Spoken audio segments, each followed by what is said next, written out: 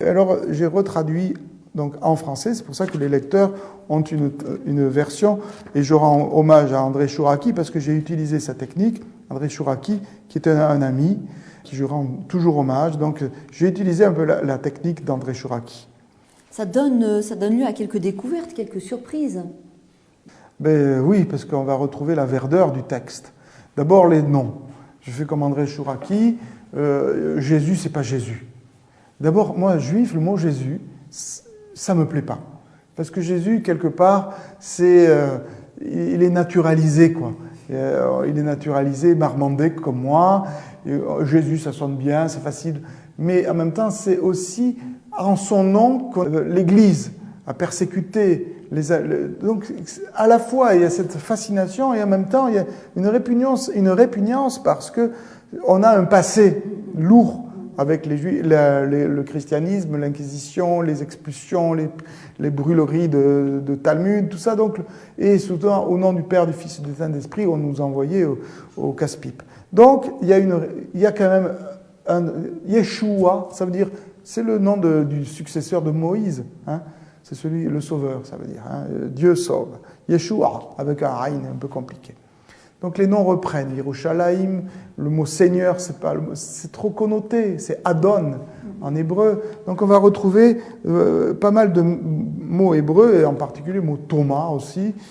Là, je vais prendre peut-être l'incipit, hein, l'incipit, comme vous voulez, de l'Évangile. Vous savez qu'il y a 114 logia, mais en réalité, il y en a une de plus. C'est la première, l'introïte.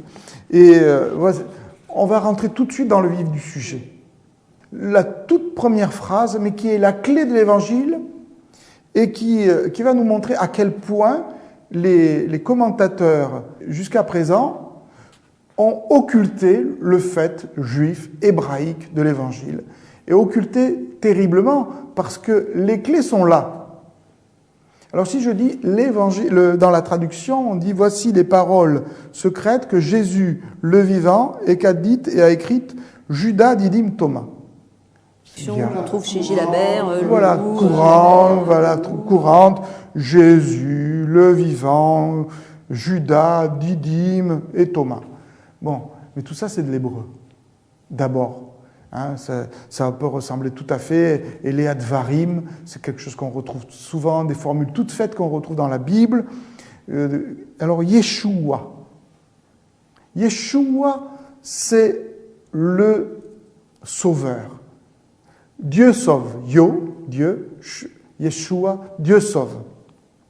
Le vivant. Alors, le vivant, j'aurais pu le traduire Achayim. C'est le mot chayim. Vous savez, les Juifs, quand ils lèvent quand ils trinquent, ils disent les chayim, à la vie. Quelque mot très fort, quotidien chez les Juifs. Chay, avec un chet, qui fait qu'on est vraiment dans la racine. A dit et a écrit Yehuda Didyme Thomas. Alors là, on arrive déjà au cœur du problème. Yehuda, c'est Judas. Hein? Alors il y en a qui disent Jude, parce que Judas, c'est le traître. Alors, par pudeur, on va dire Jude. Yehuda, Didymos Thomas, Yehuda, ça veut dire quoi? Le Judéen. C'est Judas, la tribu de Judas. C'est là quelque part l'aristocratie hébraïque, puisque c'est une grande part de tout le peuple hébreu. Et Didymos, ça veut dire le jumeau en grec. Alors ça, c'est le traducteur qui s'adressait à des gens qui n'étaient pas hébraïsants. Il a traduit Didymos. Alors, c'est pas un prénom, on enlève. C'est pas ça. Hein. Ça veut dire jumeau. Il traduit le mot Thomas, qui veut dire jumeau. Et en traduisant ça, on pourrait encore aller plus loin. Alors, voici les paroles secrètes de Yeshua le vivant, qu'a dit et écrite Yehuda dit Thomas, dit le jumeau. Le jumeau de qui? Alors, le jumeau peut-être spirituel de Jésus. Mais Thomas n'est pas un prénom en hébreu du tout. Ça veut dire le jumeau. Et Yehuda, je pourrais le traduire encore d'une manière plus provocante. Voici les paroles secrètes que Yeshua, le vivant, a dites et qu'a écrites. Juif, jumeau de Jésus. Parce que juif, c'est le judéen, c'est celui de Juda. Là, ça va faire mal. Mais, avant de commencer, d'aller plus avant, il faut revenir juste avant. Annonce de la bouche de Thomas. C'est Besora alpe Thomas. C'est comme ça qu'on fait de toutes les rétroversions. Besora alpe Mati, de Matthieu. Ça, c'est Thomas. Annonce. Le mot annonce en hébreu, c'est pas l'évangile. L'évangile, c'est la bonne nouvelle. Ève, evangeliosmos, c'est la bonne nouvelle. C'est bien, c'est joli, mais c'est du grec. On comprend rien à ça. En hébreu, c'est besora. Besora, c'est un mot hébreu qui veut dire nouvelle, mais il y a le mot bassar dedans. Le mot bassar, ça veut dire la viande, la chair, Fleisch, c'est la chair. Donc, si je vais retraduire, annonce, c'est besora dans la chair. Je peux le traduire comme ça en tant que juif, parce que j'ai le devoir d'interpréter. Le juif est obligé d'interpréter. Contrairement au musulman qui, lui, a une interdiction de commenter et d'interpréter. Le juif est obligé d'interpréter. Moi, je suis obligé d'interpréter l'évangile de Thomas. Besora, ça veut dire la nouvelle, mais c'est la même racine que bassar, la viande, la chair, flèche. Dans la chair,